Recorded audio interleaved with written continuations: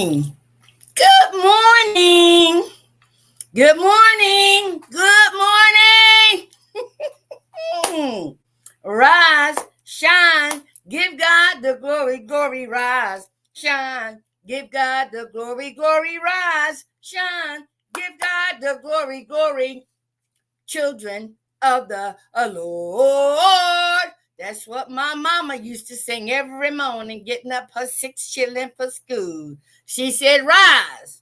God has touched you this morning, touched me this morning, for you to go to school and for me to make you some breakfast. I love my mama and my daddy. So, because you and I were chosen this morning, we need to give him the honor, the praise, the glory, the hallelujah, the worship, and most important, the acknowledgement. Yes, I'm so glad I was chosen for this day, this moment that we will never ever see again. For that, I am truly humbled, honored, and grateful that I've been given another chance to practice the fruit of the Spirit. Yes, yes, yes. I love my Lord. All right, so welcome to the Free to Hope conversation with Edwina B. Y'all know that stands for, right? What it stands for. Y'all know, right? From recovery, emerge, empowered. I can only do one arm, right? But emerge. I tell you, I'm authentic and transparent, and I know I'm cuckoo for Cocoa Pop. Free to hope, from recovery, emerge, empowered. To do what? To give hope to others, help others prosper equally. That's the name of my organization, Free to Hope. Free to Hope. I've been set free 34 plus years ago from underneath a parked car, and I'm still being set free because my God lets me know, Edwina, you will never achieve perfection, but I'm going to help you be satisfied with the progress you are making spiritually. There's a difference, right? And so I have been prepared from underneath that parked car to sit before you to give you the information that was given to me so that you too can take part of and get your own results if you choose to use the tools. Okay? So, free to hope. Now, let me get through my announcements because I have plenty to say. All right? So, many of you know I still haven't gotten the invite right together, but I promise. Let me stop saying, because if you got to say I promise, when I do it, it'll be done. Okay? I've learned not to put so much pressure on me. And the reality of it is I've been procrastinating. I told you I'm authentic and transparent. I've been procrastinating with getting the Eventbrite link set up because I need to get help from Tanja, not Tanda, but Tasia, okay? And I already secured the venue, and it's just outright laziness, right? That I haven't been able to do it. But I'm going to do it, okay? All right. So the master's class is a result of me having my free event. I'm so tired of being broken and broke, right? Applying spiritual principles and tools and resources to have an unlimited amount of breakthrough. That was on April the 27th. That was free. But my master's class, which will be on Thursday, June the 22nd, and Thursday, June the 20th, and Saturday, June the 22nd, okay? So just mark your calendars, and I definitely will be sending out the link to register. The register fee is $197, right? Okay. Listen, those who see the value in it will register. Those who don't, Okay, nothing I can do about it, right? But the information that you will be receiving is far more valuable than the monetary sacrifice you're making. And that sacrifice is only to cover overhead expenses, you know? And so as a result, I will be providing that link for you to register. And I'm going to do this on a monthly or bi-monthly basis because I do want to set up my 3 to 5 day boot camp as well as my summit and my seminars for the entire year. Okay, so look forward to attending some of these events, workshops, summits, and master classes, right? And especially boot camp. All right, so let's get to another topic, another announcement. Many of you know I am the new program director at Divine Light, right? And so Divine Light, it's a recovery treatment center, and it provides outpatient services, intensive outpatient services, day, and we're now starting evenings and Saturdays, right?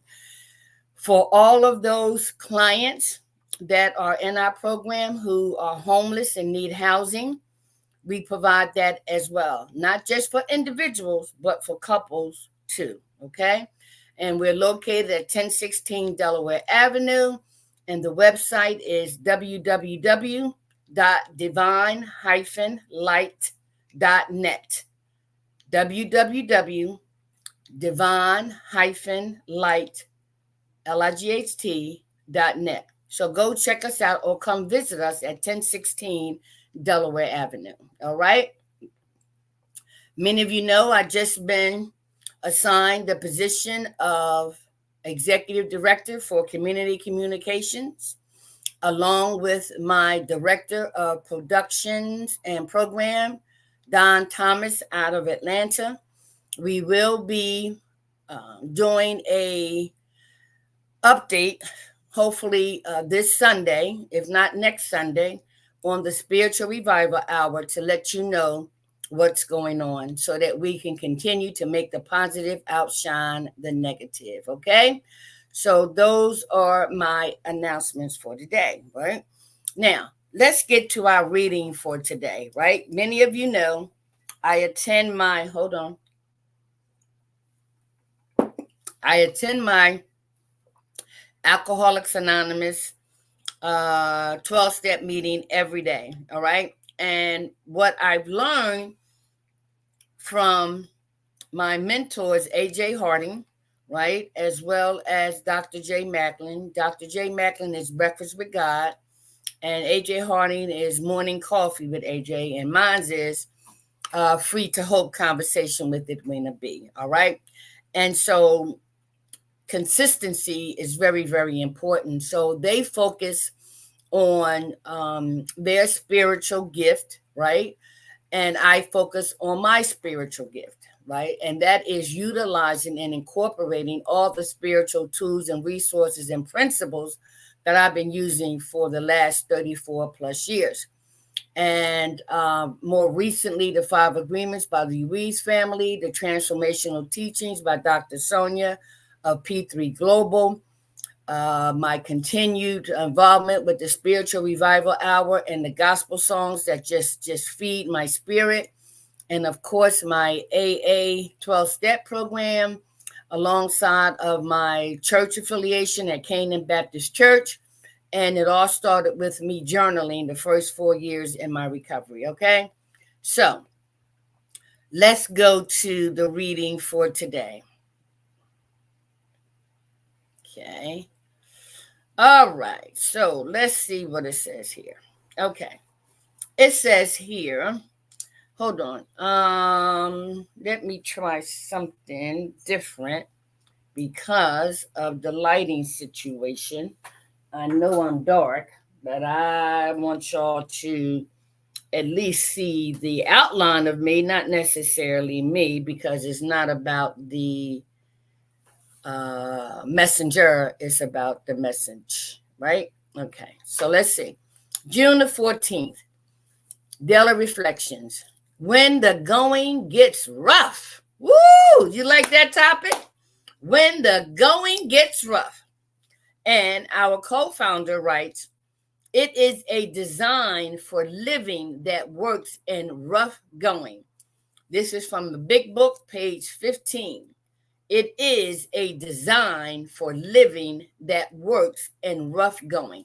So let's see what the person in recovery says before we break this baby down. He states, when I came to AA, I realized that AA worked wonderfully to help keep me sober. But could it work on real life problems, not concerned with drinking? I had my doubts. After being sober for more than 2 years, I got my answer. I lost my job, developed physical problems. My diabetic father lost a leg, and someone I loved left me for another. And all of this happened during a 2-week period. Woo, do I got something to share on that? Reality crashed in, yet AA was there to support, comfort, and strengthen me. The principles I had learned during my early days of sobriety became a mainstay of my life. For not only did I come through, but I never stopped being able to help newcomers. AA taught me not to be overwhelmed, but rather to accept and understand my life as it unfolded. Woo, woo. How about that, baby? When the going gets rough. Let me ask you this. Take a minute and reflect back as far as you can.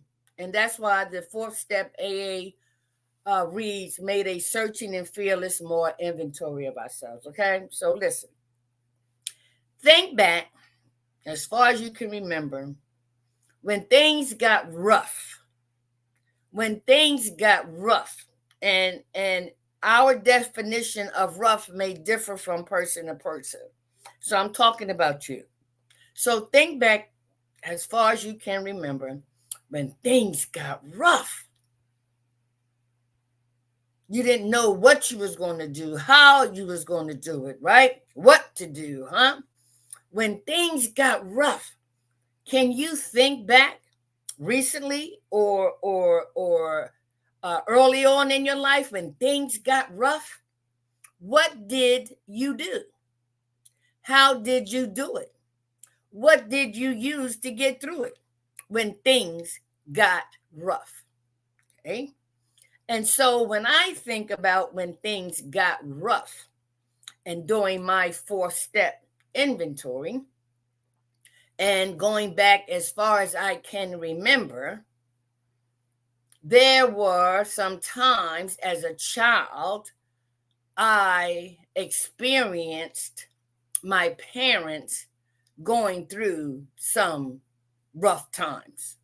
Now, did I think of the word rough times? No, not as a child, but I can remember things was not going well.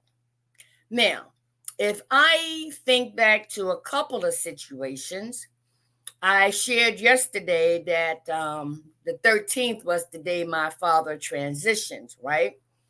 And I also shared that there were some positive and some negative things that I learned from him that impact and influenced my life, right?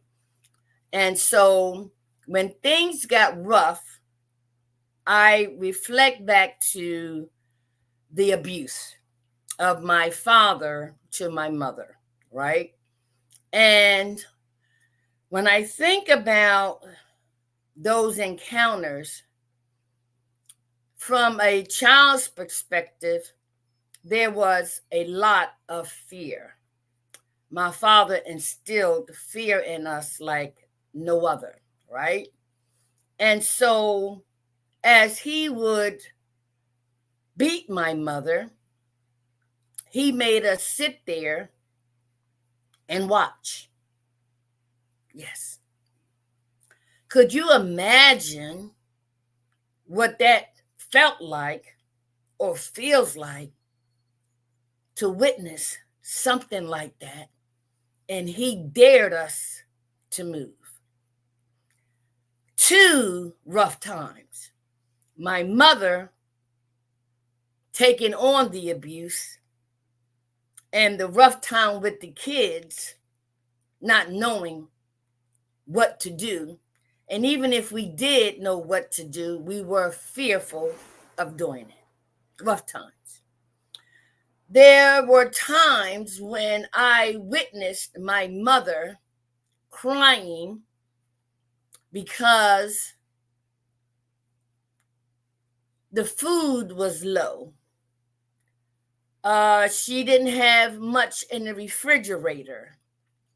And with 6 children, I saw her crying at times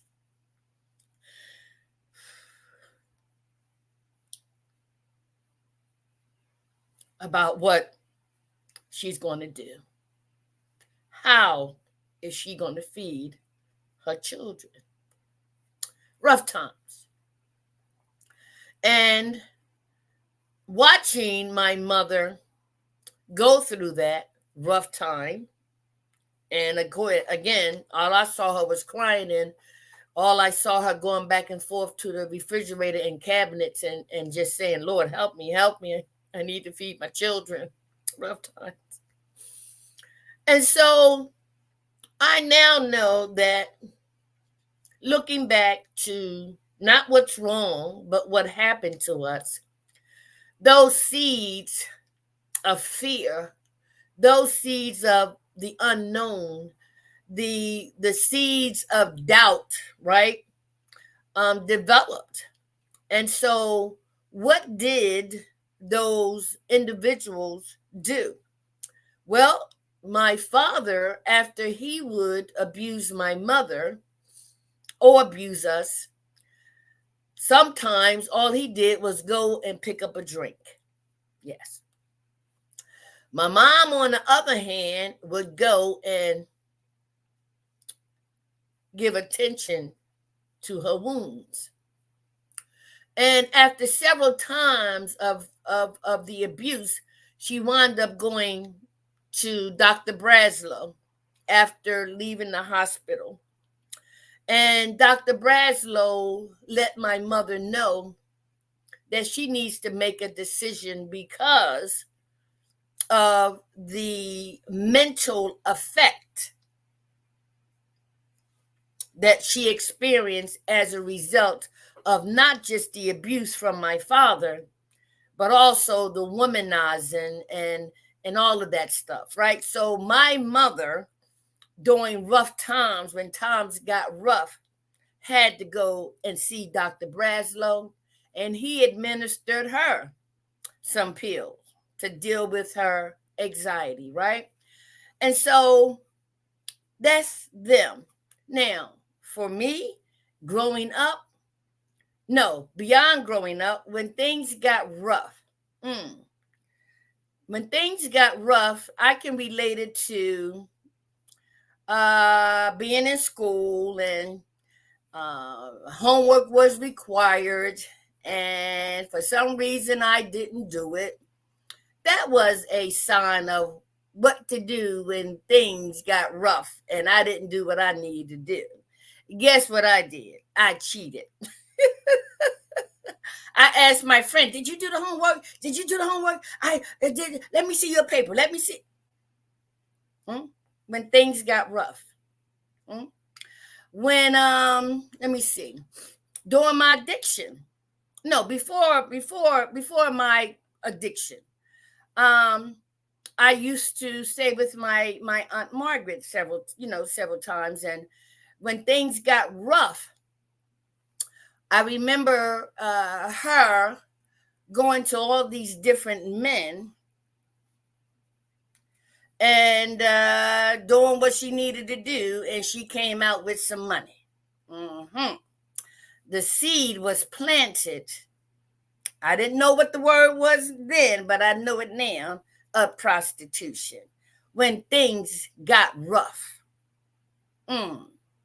people that I knew, particularly women, found out men do it too later, what you know. And I even heard my mother said, use what you got to get what you want. I think James Brown said it too, right?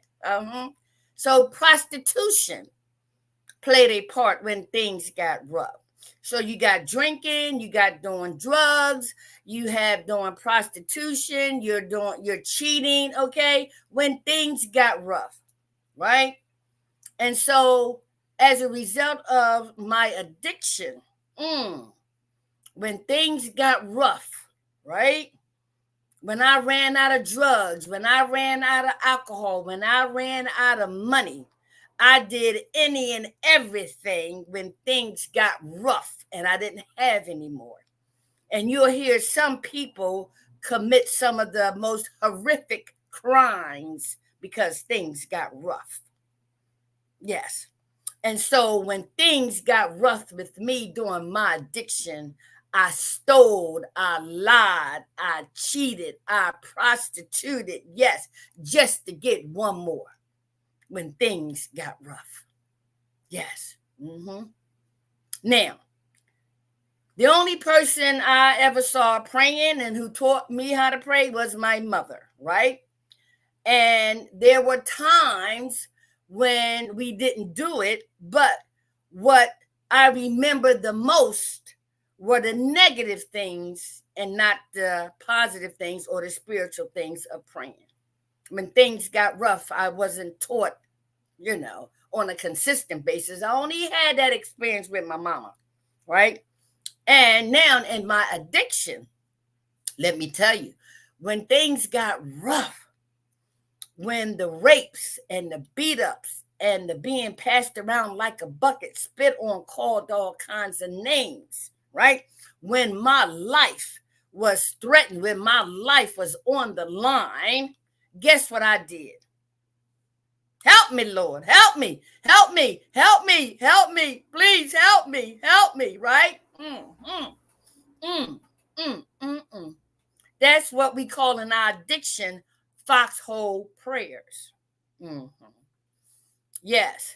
And so I didn't understand that until I got into recovery, that instinctively all of us have that cry for when we are afraid, when we are scared, and we don't know who we're talking to, but we'll say, Lord, help me. Okay, get me out of this. I swear I won't do it again when things got rough. Okay, so now that I have been in a 12-step spiritual program and have been utilizing these tools, resources, and principles, I've learned what to do when things got rough. And when things are going to get rough, because that's not going to change, okay? So let's dissect this baby for the next few minutes. Alcoholics Anonymous, for me, has become a design for living that works in rough going, right? Okay, so this guy, he says, when I came to AA, I realized that AA worked wonderfully to help me stay sober, but could it work on real life problems not concerned with drinking? All right. The first 90 days in my recovery, because y'all know my knee bowing experience underneath a parked car was 3 o'clock in the morning on February the 22nd, right? And when my life flashed before me, how I got underneath this car at the age of 34, I cried out to a God that I didn't know but heard about. I was even told that God was a punishing God. But I was at my wit's end.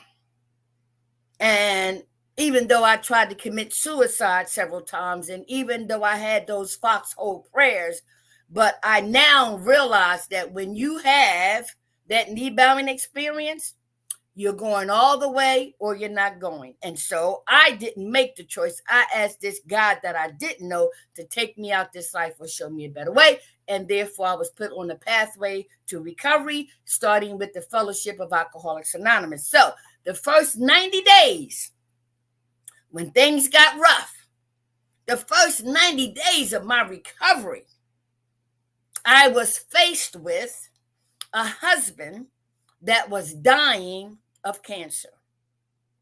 And I had to make the decision to leave him to go get help for me when things got rough. I didn't want to go back to drinking and drugging and all of that. I didn't want to go back underneath that parked car. So I had to pray for God to help me make the right decision in spite of my husband dying from cancer, but just didn't know how soon he would die, right? I too, in my first 90 days, was diagnosed with cervical cancer. When things got rough. Yes. Yes. I remember the ladies in the recovery house in Williamsport, Pennsylvania, particularly with my husband. Because every time he would call, he would say, "You coming back? You coming back? I need you. You coming back? I need you." And my emotions were all over the place because I know he needed help, right? But I needed help too when things got rough. I took the suggestions of the ladies in the house who also were in recovery. They told me to pray about it, write about it, go help somebody else, right? Yes. And so when they suggested, Edwina, you cannot be of help to your husband if you don't get help for yourself when things got rough. So they told me to stop answering the phone. Yes. When I had the diagnosis of cervical cancer, all in my head when things got rough. Oh, I'm going to die, da. My mom wanted to come all the way from Detroit, Michigan to be with me, right? But the girls in the house said, "Edwina, pray about it, write about it, go to a meeting, go help somebody else. You'll get through it." I took the suggestions, and the treatment only took 15 minutes when things got rough. When things got rough was when me and one of the ladies in the house, right? She sucker punched me not once, but twice, and was going to do it a third time over some curlers when things got rough. All those situations could have very well took me back. But I cried out, "Take me out this life or show me a better way," even when things get rough. That young lady got put out, and I stayed and been sober ever since when things got rough, right? Utilizing the AA program and the people in it. My brother Henry, I turned him on to crack. Yes. And while up in Williamsport, he tried to commit suicide by running his motorcycle into the wall. He was a John Doe for a few days until somebody that God had placed in that position recognized him and called the family when things got rough. I wanted to leave Williamsport to go down and be with my brother. Again, I let people know what I was thinking because things felt really rough. They said, "Edwina, pray about it, write about it, go to a meeting, share about it." I took their suggestions and I stayed where I was because the same God that's going to help me is going to help my brother. So you see, with 90 days, when things got rough, I became open-minded, willing, and honest to take the suggestions that were available, right? Then he goes on to say, right? But could it work in real life problems not concerned with drinking? Yes. I didn't have any doubts after the first, second, third, and fourth because that helped me set the foundation. And my daily prayer was, "Lord, let nothing come down the pike today that you and I can't handle." All because of these 12-step spiritual principles within a spiritual fellowship, right?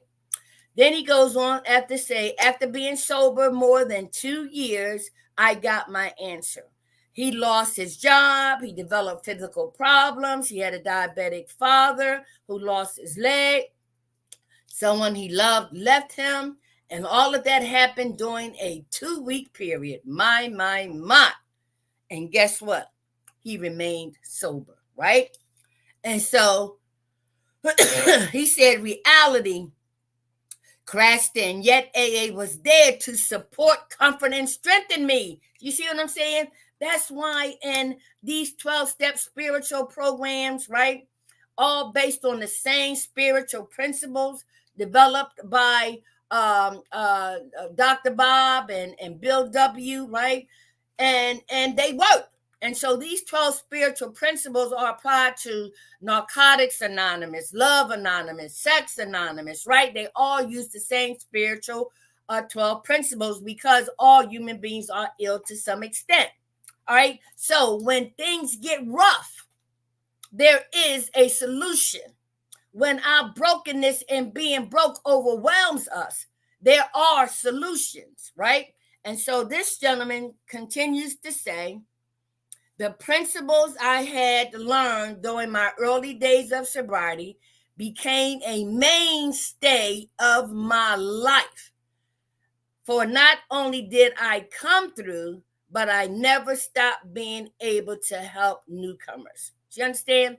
So one of the blessings of and I think Mother Teresa said it, right? To get out of yourself, help somebody else. AA does the same thing. When you're feeling overwhelmed, when you're feeling broken and broke, when you're feeling that you can't go on, you better believe there's somebody worse off than you. So the best way to practice getting out of that mood is to go and help somebody else. And that's what we do in Alcoholics Anonymous. I go to my meetings every day in one way, shape, form, or fashion. 1 hour gives me everything I need to live the other 23 hours joyous, happy, and free, providing I utilize the 12 spiritual principles, tools, and resources from all that I have learned to gather my spiritual strength through. And he closes with saying, AA taught me not to be overwhelmed, but rather to accept and understand my life as it unfolds. That's where that serenity prayer comes into play. God, grant me the serenity to accept the things I cannot change, courage to change the things I can, wisdom to know the difference, right? And then it applies to people. God, grant me the serenity to accept the people I cannot change, courage to change the person that I can, and the wisdom to know that that person is me. Do you know how free I am? You should by now. I have no secrets. I tell on myself. I am authentic and transparent because I refuse to tell my God to kiss my behind after providing me the opportunity to live, to be of service to him, to help other people who are just like me, another human being. No, I won't do it. No. Devil, you's a liar. Ha ha. I know I needed God, but you better believe I want him like nothing else. And what he has provided for me, my heaven is being lived here on this earth. You better believe it. Oh, yes, it is. Yes, it is. When I choose to use the 12 spiritual principles, the tools and resources to all earthly matters, I may stumble a little bit, but I'm going to get up. But I'm not going to stumble backwards and give up. You understand that? Ooh, thank you, Holy Spirit. All right, it's past 7 o'clock. I got to go to my meeting. So, I love you. I love you. When the going gets rough, 3 words. Lord, help me. Lord, help me. Lord, help me. Help me. Help me. Help me. Lord, help me. Help me. And then sit quietly,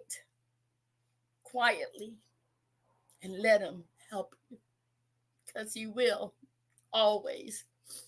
I'm living proof of it. I'm living proof of it. And so many others who have followed this new way of life. No longer do we cater to the flesh.